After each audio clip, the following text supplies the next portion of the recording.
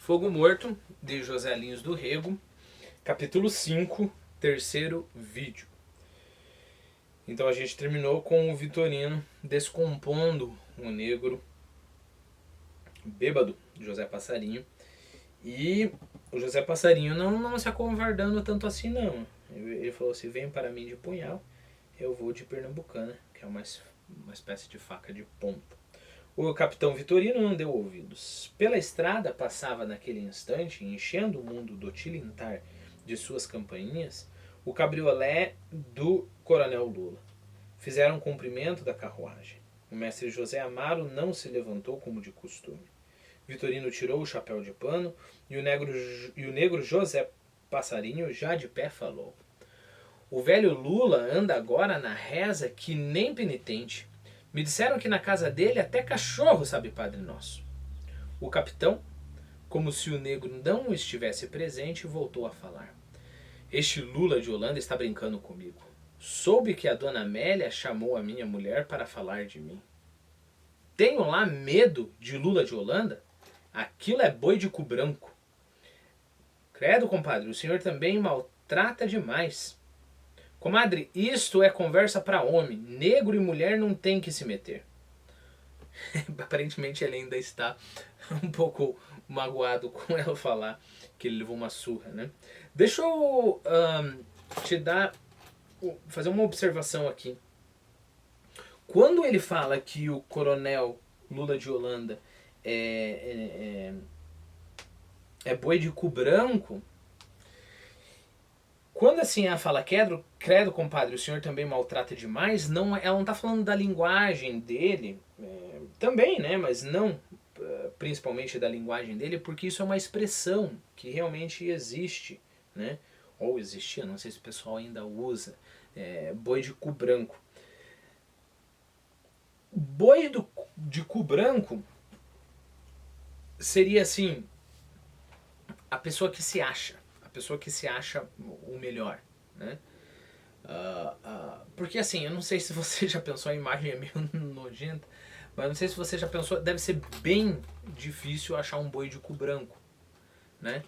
Então, se você se acha, eu uso muitas expressões como a última traquinas do pacote, o gás da coca, sei lá, a mais, esse tipo de coisa, a gente, né, como se fosse a única, assim, né, o gás da coca, a coisa mais importante da coca, né, então a pessoa não tem ninguém como ela. É a mesma lógica, exatamente a mesma lógica para falar de boi do cu branco, né, ele se acha o boi do cu branco, não tem ninguém que nem ele é o super, ele é o especial, né? Então é isso que, essa expressão que o coronel, que o Vitorino está usando. Se eu não me engano, eu não consegui achar essa expressão no dicionário. Se eu não me engano, não lembro. Mas você acha bem fácil na internet. E é uma coisa que os antigos usavam. Comadre, isso é conversa para homem. Negro e mulher não tem que se meter. O mestre José Amaro riu-se. O negro José Passarinho resmungou. Ô, homem brabo! Por que não vai para o bando do Antônio Silvino, capitão? Cala tua boca, moleque sem vergonha. E levantou-se com a tabica em ponto de sacudir nas costas do negro. Lembra que sacudir aqui é bater com esse movimento, né? Tabica é aquele tipo de chicote que o cabo parece uma bengala, que se usa na montaria, né? Seu José, falou a dona Sinhá, deixe o compadre. Que diabo, não pode um homem de bem conversar descansado? Pode falar a vida inteira, seu Vitorino. Seu Vitorino não, dobre a língua, já ouviu? Não sou da tua laia. É claro que é um negro falando com o seu Vitorino, né? José Passarinho foi andando e quando chegou na estrada, voltou-se para a tenda e com todas as forças gritou, paparrabo! E deitou-se a correr. Lá de longe ainda se ouvia a gritaria do negro, paparrabo! O mestre José Amaro olhou para o compadre e descobriu na cara dele uma mágoa. Era a primeira vez que ele sentia aquilo no velho. Estava triste o capitão Vitorino Carneiro da Cunha. A égua batia com as patas no chão duro e as moscas que tinham dormido em cima do José Passarinho cobriam o lombo feridento, cheio de feridas, né? Feridento da montaria do capitão.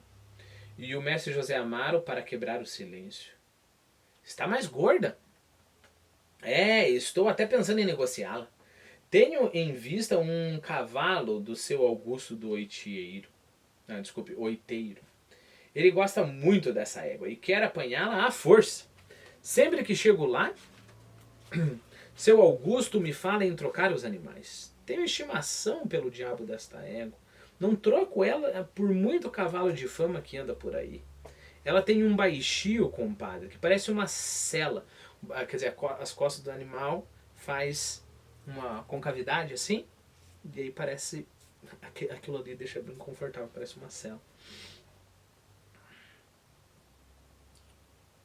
Ela tem um baixo... desculpa, eu falei baixio, baixo.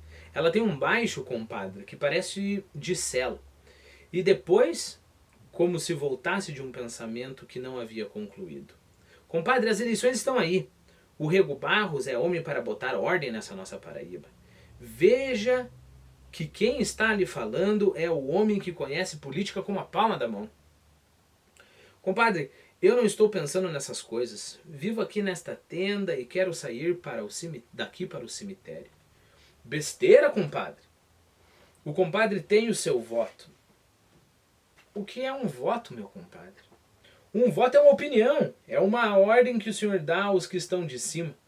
O senhor está na sua tenda e está mandando num deputado, num governador. Compadre Vitorino, eu só quero mandar na minha família. É por isso que essa terra não vai para adiante, é por isso. É porque um homem como o mestre, o compadre José Amaro, não quer dar valor ao voto que tem. Não tenho nada, meu compadre. Marta apareceu com um pote na cabeça. Moção, meu compadre, moção para casar. O mestre fez que não ouviu. Apareceu a dona Sinhá com 2 xícaras de café. Está temperado, compadre. Vitorino agradeceu. Bom café. É da lavra? Não, este veio do brejo de São Vicente. O aguardenteiro Alípio deu para Zeca. Paparrabo! Gritou uma voz fina na estrada. Era o moleque do Santa Rosa que vinha da estação com os jornais. Vitorino levantou-se e sacudiu o rebenque como se fosse uma pedrada. O pau sumiu no ar como uma flecha, e mais de longe ouviu-se ainda: paparrabo! E possa um homem de bem viver assim com essa canalha? Isso é coisa do Juca do Santa Rosa. Estão enganados com o capitão Vitorino, meu compadre. Estão muito enganados. Bem, vou indo. O mestre José Amaro não insistiu para que o compadre ficasse. Chegou-lhe de repente uma vontade incontida de ficar só, de refugiar-se nas suas conversas íntimas. Refugiar-se nas suas conversas íntimas. Tenha isso em mente. Né? E quando o velho Vitorino foi desaparecendo na estrada ao passo tardo da besta arrasada, uma pena, como ele nunca tinha sentido por ninguém, enchia-lhe o coração. O compadre Vitorino não era, naquele minuto, o bobo que lhe causara repugnância. Era um homem que ele amava, que ele queria defender do motejo dos outros, da impiedade dos moleques, da ruindade dos homens. Era como se fosse seu filho. Levantou-se do tamborete e andou um pouco para a beira da estrada. As flores de um cardeiro, que é um tipo de cacto, né? As flores de um cardeiro eram como 2 chamas que o vento balançava. Soprava uma ventania forte nos galhos das cajazeiras. Era vento da tarde, o nordeste da boca da noite. Quis sair, mas ouviu a mulher chamando por ele. Era um chamado de aflição. Apressou o passo e, quando chegou na sala, viu a filha estendida, grunhindo como num ataque. A mãe estava com um olho de alho no nariz dela. E a pobre dona Sinhá chorava como uma desenganada.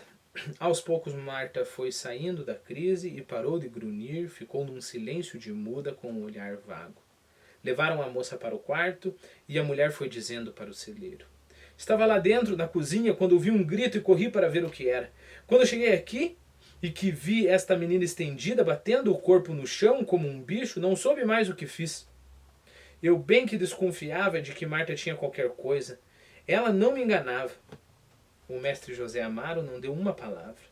Foram depois para a mesa da janta e ele não falava. Comia devagar e a mulher com aquela cara de desolação. Pobre da menina, todo dia com aquela agonia até que deu nisto. Direitinho como a filha do Joca Marinho. É doença de moça, eu sei como é isso. O mestre, no silêncio em que estava, ficou. Ouviu o choro da filha abafado, como de um fio de água pingando no chão. Levantou-se. A noite havia chegado. Uma lua enorme, vermelha, aparecia por cima da capoeira do alto. Ali estava a sua vida, toda a sua vida. Bem reparando, mais feliz do que ele era o seu compadre Vitorino. Não sofria assim como ele estava sofrendo. Não tinha aquele frio no coração, aquela boca amarga, aquela vontade de desespero, de fazer o que não sabia o que era. Passava um grupo de matutos pela porta. Ouviu o chicote tinindo e o grito do homem comandando os animais. A mulher chegou-se para mais perto para lhe falar da filha. Aquilo lhe doía. Teve ímpeto de mandar que se calasse, que o deixasse na sua dor terrível. É isto, Zeca. A gente é culpada de tudo. Culpada de quê, mulher? Disso que tu viste. Não deu uma palavra. Ficou quieto numa mansidão que não era do seu feitio. Sinhá deixou-o naquela postura de homem sem ação. Teve pena do marido. O mestre celeiro, sem chapéu, assim de camisa por fora das calças como estava, foi andando pela estrada. A luz da lua ainda não clareava o escuro da cajazeira. O vento frio que corria agradava ao mestre. Não parou. Andou de rota batida uma meia hora. Ouviu gente falando para os lados da casa das velhas do seu Lucindo. Era rumor alto de vozes e havia choro, gritos de gente no pranto. Quis parar para saber o que era, mas a curiosidade não venceu a sua ânsia de andar o mais possível. Os pés inchados doíam nas pedras do caminho. A sua alpercata, que é um tipo de sandália, né? A sua alpercata batia forte no silêncio da noite. Por debaixo da aroeira gigante parou um pouco. Ali vinham almas penadas pedir a misericórdia dos vivos. Eu esqueci de desligar esse celular aqui. Deixa eu só desligar aqui antes que isso atrapalhe a nossa concentração. Deixa eu voltar. A sua alpercata batia forte no silêncio da noite. Por debaixo da aroeira gigante parou um pouco. Ali vinham almas penadas pedir a misericórdia dos vivos. Almas penadas pedindo missa. Não acreditava em coisa alguma. Diziam que o capitão Tomás chorava como negro cativo nas noites de escuro. Era tudo mentira. Quem chorava de verdade era sua filha Marta. E aquele pensamento foi como uma cutucada de vara de ferrão no seu lombo. Foi andando para os lados da beira do rio. Ia pelo corredor que o velho José Paulino fizera para o gado descer da caatinga para o bebedouro. A imagem do velho cresceu na sua memória. Lembrou-se do dia na casa do engenho, quando ele consertava polias de máquina de algodão, dos gritos que o velho lhe dera. No outro dia não voltou mais para trabalhar para aquele homem. Lá embaixo era o rio. Desceu mais. Não queria que o vissem assim como estava. Tomariam por doido. E quanto mais andava, mais tinha vontade. E foi assim que se viu com um tipo bem perto dele. Quis correr para que não o visse, mas não o fez. Chegou-se mais perto. Deixa eu fazer só uma observação. Às vezes, eu já ouvi pessoas fazendo esse tipo de análise. Se fala muito da opressão do pobre, né, dos grandes. Ótimo, isso tudo está aqui. Mas não vamos esquecer do foco do livro, né? Não vamos esquecer do senso de proporção. Não vamos falar que o mestre José Amaro está assim porque o José Paulino o oprimiu porque o José Paulino tem muito dinheiro, é um senhor de engenho e né, gritou com ele, etc. Vamos colocar em proporção. Sim, o José Paulino, por ter muito dinheiro, por ser um coronel, ele gritou com o José Amaro. Só que lembre-se, o José Amaro, ele tem liberdade, tanto é que ele usou essa liberdade, ele tem a liberdade de simplesmente não vou trabalhar para esse coronel de bosta mais, né? Inclusive ele poderia descompor esse coronel, o coronel que ele não pode descompor é o coronel Lula, mas o coronel Lula meio que sempre deixa ele no canto dele, né? E o Lula não é coronel de ficar gritando, é um coronel de uma outra, de um outro engenho, né? Ele poderia, se ele quisesse, na hora, não sei se ofendido, né, muito, porque aí ia ter problema ali com, sei lá, um capataz ou alguma coisa, mas mesmo assim, né, ele poderia até tentar ofender, mas ele poderia ter se levantado na hora e ter falado na cara do José Paulino, olha, comigo ninguém grita, eu não volto mais aqui, né? Ou ele poderia, como ele fez, ficar quieto e não ter voltado, ótimo. Só que esse não é o problema. O problema é que ele não consegue se libertar dessa figura do José Paulino como aquele que é o opressor, né? E perceba, essa opressão que o José Paulino exerce, que parece, a gente tem essa impressão, né? O José Amaro sempre foi assim, mas parece que esse tratamento que o José Paulino fez com ele, meio que foi um estopim para ele crescer a amargura dele, né? Mas perceba, acho que eu deixei uma frase por terminar, deixa eu começar de volta. A opressão que o José Paulino exerce sobre o José Amaro é muito mais uma opressão que está dentro do José Amaro do que uma opressão social. Okay? Isso é óbvio, isso é claro no livro, isso é claro. Se eu quero dizer que é só uma opressão social, eu estou violentando o que o livro nos passa, né? Eu estou violentando. E isso não tem nada a ver com achar que existia opressão naquele tempo, não existia. Existia ou não existia, isso é um problema da história, ok? O nosso trabalho, o meu e teu, que estamos lendo o livro, é interpretar o livro, ok? Então, lembre-se, se ele conseguisse simplesmente falar, não trabalho mais para esse cabra, né? E simplesmente se libertar disso, ele nem falaria mais sobre isso, simplesmente não trabalharia mais. Mas não é isso, né? E aí parece que todo mundo oprime o José Amaro. A mulher dele oprime ele, a filha dele oprime ele, os outros coronéis oprimem ele. Mas essa opressão é muito mais interna, ou seja, o próprio José Amaro se oprimindo através de outras pessoas, do que externa.